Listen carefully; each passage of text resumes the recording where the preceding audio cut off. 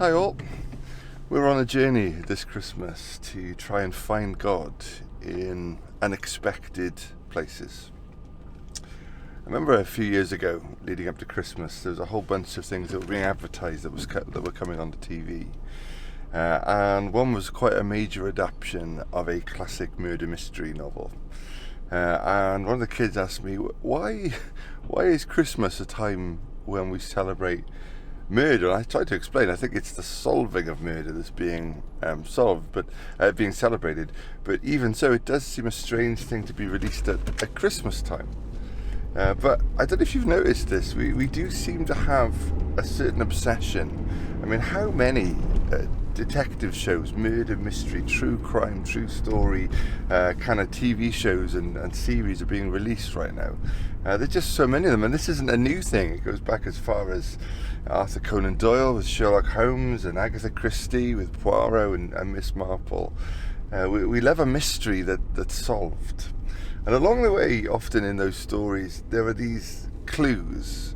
And now, I love a good twist as much as the next person, but I find it more satisfying if there's been something that leads up to the twist. I like to be surprised, and then I like to be crossed that I'm surprised.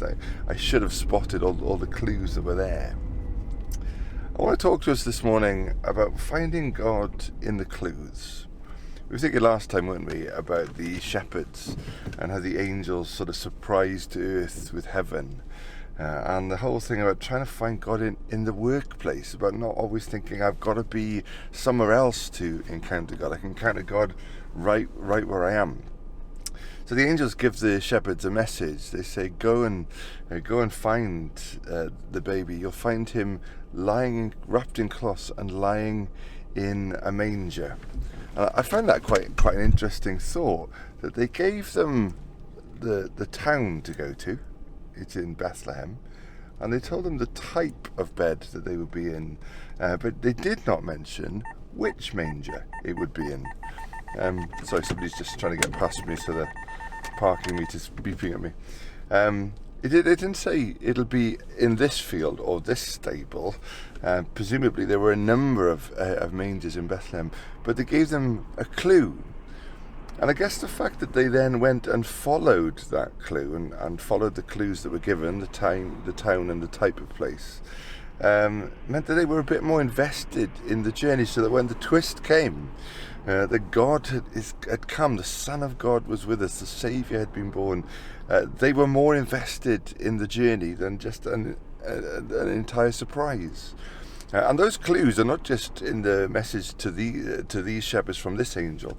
Angels always are giving clues to people in this story. And of course, before this, centuries before this, the prophets were leaving these clues. The trouble with a clue is you don't really know if it's a clue unless you follow it. I mean, it could be a red herring.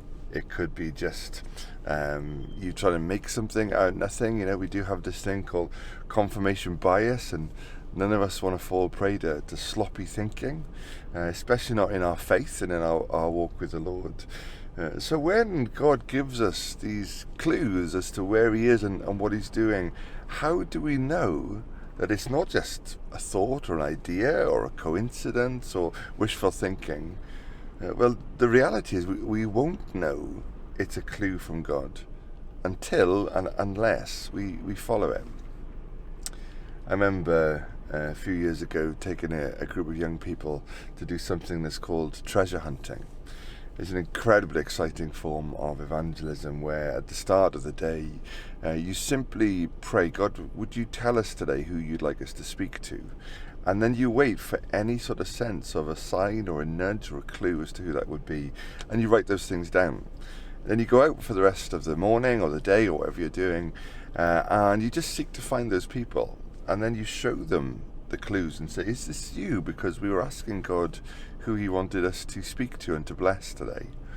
And every time we've done it, without fail, we seem to have found people that fit these clues. And sometimes it can be very, very specific. It's not just a person or a man or a teenager. Sometimes very, very specific things like yellow coat and bad foot, and one person wearing a big bright yellow coat who has a bad foot comes along, and we've got to pray for that person. It's a huge privilege, but the trouble is we don't know if those clues are correct and if they are from God unless we seek to follow them. Another story, I remember a lady called Mick from our church, who some of us will remember and know. Mick was just a huge amount of fun, just a person with a lot of love and a lot of laughter. In her life she'd been involved in a lot of drama, amateur dramatics, and she'd committed a lot of poetry and scripts to memory, and then in retirement, and especially in the last few years of her life, she decided she wanted to commit a lot of the Psalms to memory, wanted to pray that way. And I remember visiting her in hospital, and she's still remembering some of those words of the Psalms, when a lot of other things were hard for her to get a handle on and to remember. Those Psalms meant a lot to her.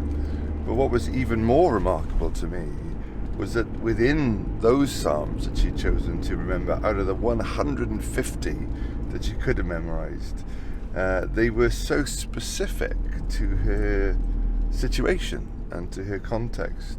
And so smuggled within the scriptures that she'd been learning over the last few years of her life were clues as to what God was saying in those moments. You know, God is able to speak to us in so many different ways. I wonder today if there's a clue that God has been giving to you, a thought that keeps coming up in different places, a theme that's been mentioned to you by a few different people, a song that's popped back into your mind, or something being where it shouldn't be, and it's caused you to think for a second, what was that? What's that about? I wonder if God is trying to speak to you today through clues. And I wonder what you and I might miss today if we don't follow those clues. So may you get a sense of what God is doing and saying in your life. May you see evidence of His grace and of His plan at work in you, around you, for you and through you. And may you find God today in unexpected places.